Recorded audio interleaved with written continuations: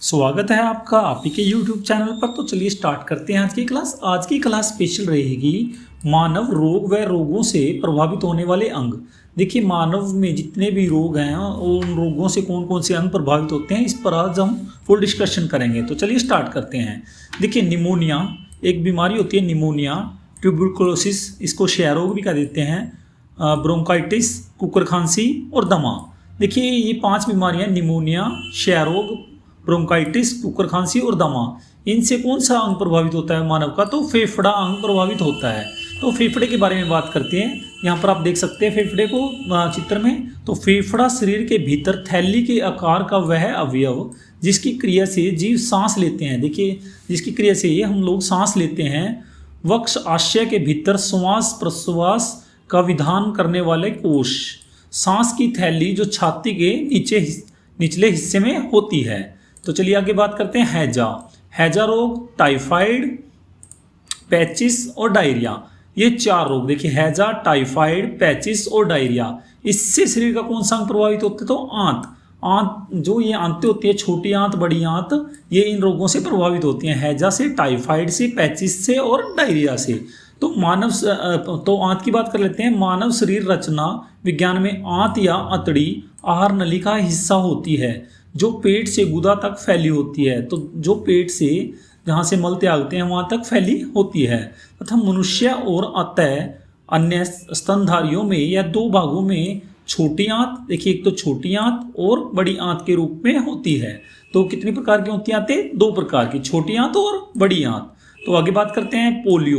देखिए पोलियो हो जाता है, जैसे बचपन में या पोलियो की खुराक भी पी होगी आप लोगों ने, 5 साल तक की एज तक पोलियो की दवाई मिलती थी। तो पोलियो, रेबीज, मिर्गी के दौरे वगैरह पड़ते हैं, फिट्स वगैरह जिनको आते हैं, टिटनस, कोड।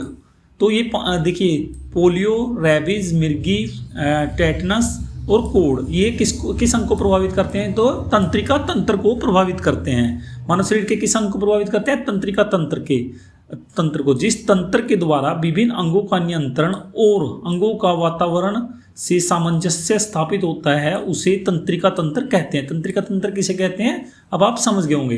तंत्रिका तंत्र में मस्तिष्क, मेरुरज्जु और इनमें निकलने वाली तंत्रिकाओं की गणना की जाती है।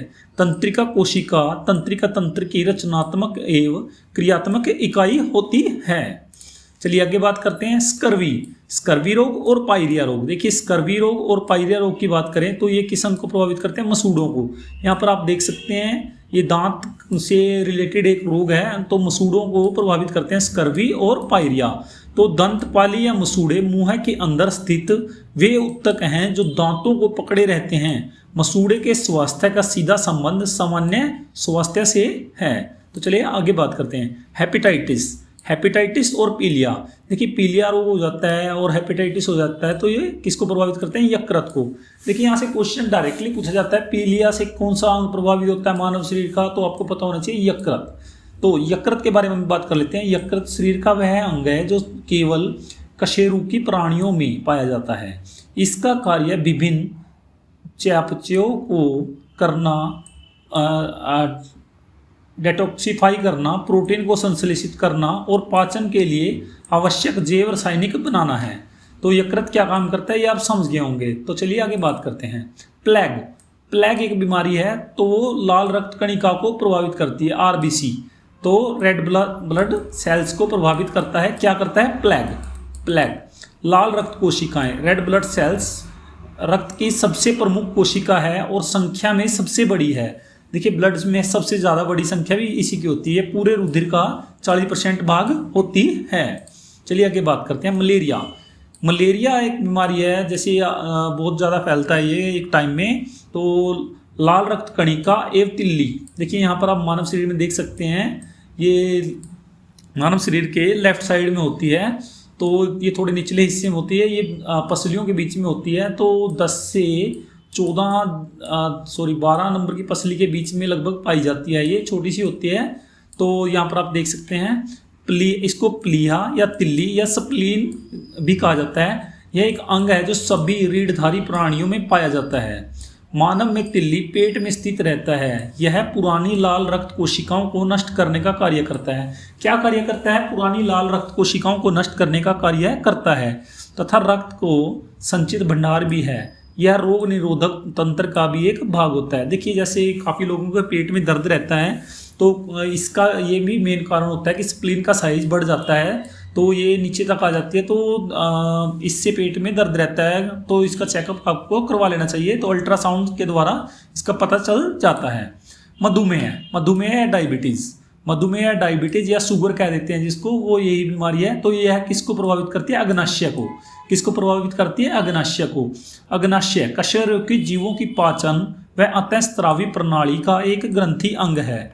ये इंसुलिन, ग्लाइकोगोन व सोमास्टोलिन जैसे कई जरूरी हार्मोन बनाने वाली अंतःस्रावी ग्रंथि है और साथ ही यह अग्नाशय रस निकालने वाली एक बहिस्रावी ग्रंथि भी है। इस रस में पाचक किण्वक होते हैं जो लघ्वांत्र में जाते हैं। ग्वाइटर या घेंगा रोग किस वजह से होता है या ग्वाइटर रोग? तो ये थायराइड ग्रंथि जो गला में पाई जाती है। यहाँ पर आप देख सकते हैं थायराइड ग्रंथि, आजकल थायराइड की बहुत जांच होती है, तो यह घेंगा रोग वगैरह होता है जो आयोडीन वगैरह युक्त नमक होता है, उससे ये घेंगा रोग से बचा जा सकता है। तो चलिए इसके बारे में बात करते हैं। वर्तमान समय में थायराइड कोई बीमारी नहीं है। यह गर्दन के निचले हिस्से में स्थित एक ग्रंथि होती है जिसे चिकित्सा भाषा में थायराइड के नाम से जाना जाता है। इसका काम शरीर के कई कार्यों को नियंत्रित करना, जैसे आहार को ऊर्जा में परिवर्तित करना इत्यादि। यह दो प्रकार के होते हैं, हाइपोथायराइड और हाइपोथायराइड। ठीक है दोस्तों, चलिए आगे बात करते हैं।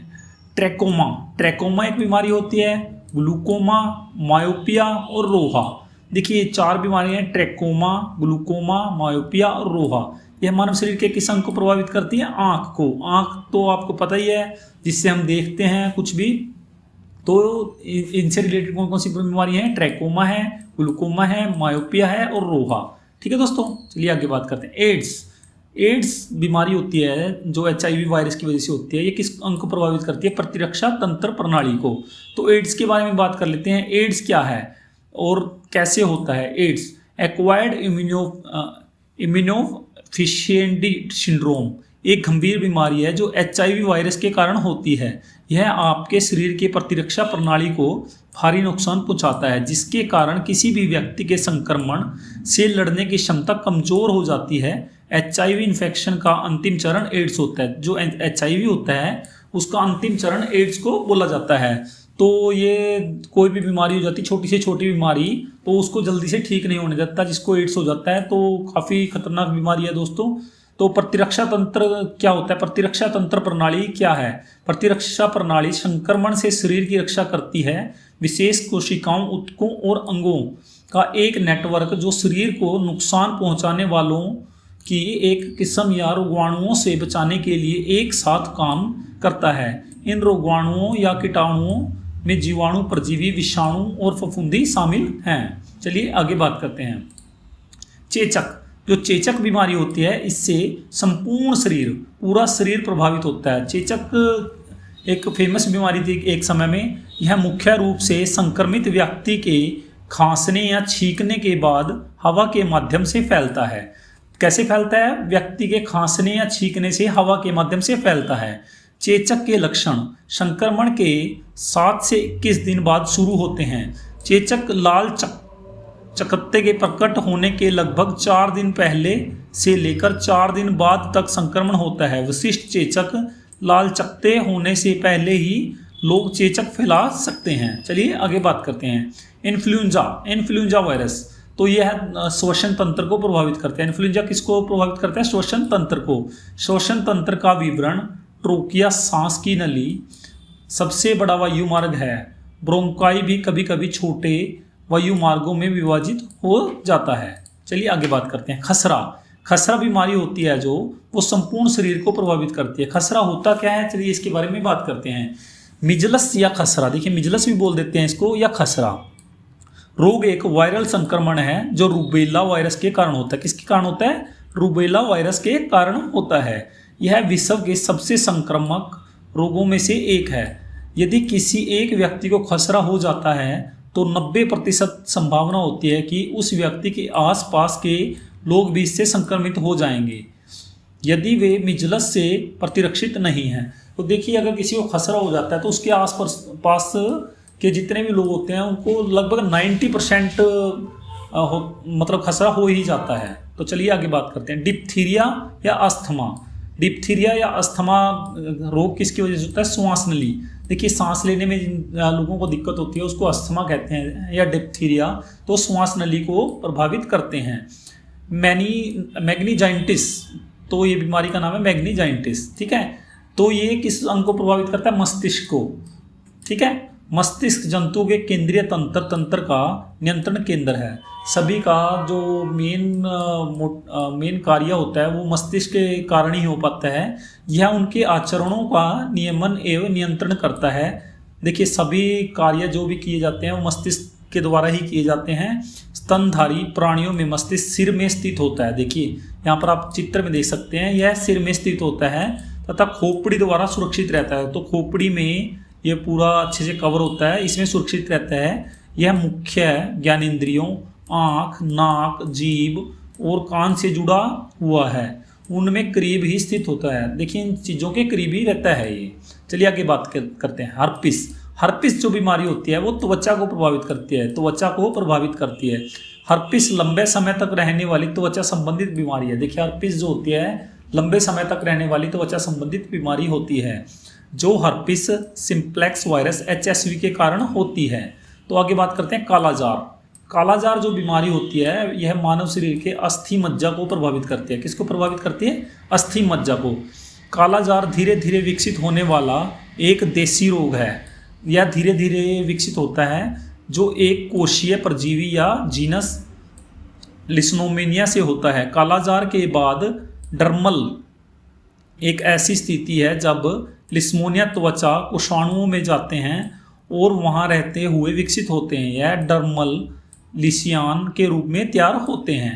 अस्थि मज्जा की बात करें तो अस्थि मज्जा गूदे के समान मृदु उत्तक है जो सब अस्थियों के स्पंजी भाग के अवकाशों में लंबी अस्थियों की मध्य नलिका की गुहा में और बड़े आकार की हैवर्षी नलिकाओं में पाया जाता है। मज्जा रक्त कोशिकाओं का उत्पादन करने वाली स्टेम कोशिकाओं में भरी होती है जो श्वेत रक्त कोशिकाओं, लाल रक्त कोशिकाओं या प्लेटलेट्स में शामिल होती है।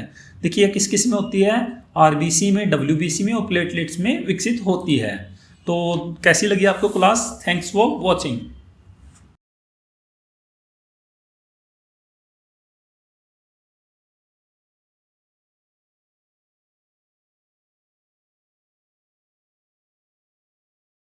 Thanks for watching.